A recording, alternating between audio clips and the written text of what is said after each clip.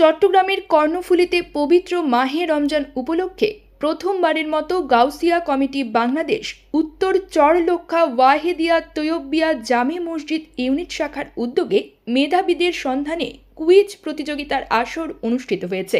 ৭ March শুক্রবার সকালে উপজেলার উত্তর চরলক্ষা সরকারি প্রাথমিক বিদ্যালয়ে ইসলামী সংস্কৃতির প্রতি মেধাবী ছাত্রছাত্রীদের খুঁজে বের করতে ব্যতিক্রমী এই আয়োজনে নির্দিষ্ট সিলেবাসের উপর নৈবেত্তিক প্রশ্নে লিখিত পরীক্ষা নেওয়া হয়। এতে উপজেলার বিভিন্ন স্কুল ও মাদ্রাসার মোট ১০০ জন ছাত্রছাত্রী কুইজ প্রতিযোগিতায় অংশগ্রহণ করেন। এ সময় পরিদর্শক হিসেবে উপস্থিত ছিলেন মাওলানা আবুল হালিম, মাস্টার রশিদ আহমদ, মোহাম্মদ আবুল বাশার, মাওলানা সাদ্দাম রেজা চিশতি প্রমুখ সহ গাউসিয়া কমিটি উত্তর চরলক্ষা ওয়াহিদিয়া তৈয়বিয়া জামে মসজিদ ইউনিট শাখার কার্যকরী পরিষদের নেতৃবৃন্দ। এতে পরীক্ষা নিয়ন্ত্রণ ও পরিচালনার দায়িত্ব পালন করেন পরীক্ষা নিয়ন্ত্রক ইঞ্জিনিয়ার সাদ্দাম হোসেন, আহ্বায়ক মোহাম্মদ আবুল আজিজ, যুগ্ম আহ্বায়ক তৌহিদুল আলম, সদস্য সচিব মোহাম্মদ ইয়াসিন, সদস্য নেসার আহমদ প্রমুখ। উল্লেখ্য, আগামী 18 মার্চ 17 রমজান বিকেলে উক্ত কুইজ প্রতিযোগিতার ফলাফল এবং পুরস্কার বিতরণ করা হবে।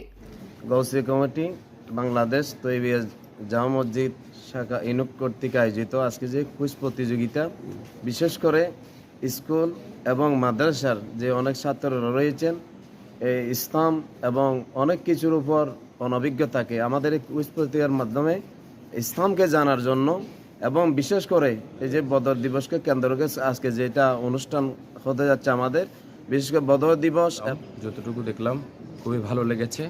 আলহামদুলিল্লাহ, খুব সুন্দর মনোরম পরিবেশে পরীক্ষা হচ্ছে এবং অধিকাংশ ছাত্রছাত্রীরা বিভিন্ন স্কুলের বিভিন্ন মাদ্রাসার স্টুডেন্টরা পরীক্ষা দিচ্ছে এবং ওনারা আলহামদুলিল্লাহ ভালো জনতা দেখে আমার অত্যন্ত ভালো লাগছে। সুশৃঙ্খল পরিবেশে এই পরীক্ষাটা প্রতিযোগিতা অনুষ্ঠিত হচ্ছে, তাই দেখে আমরা আনন্দিত। আর যারা এই আয়োজন করছে তাদেরকে ধন্যবাদ জানাই।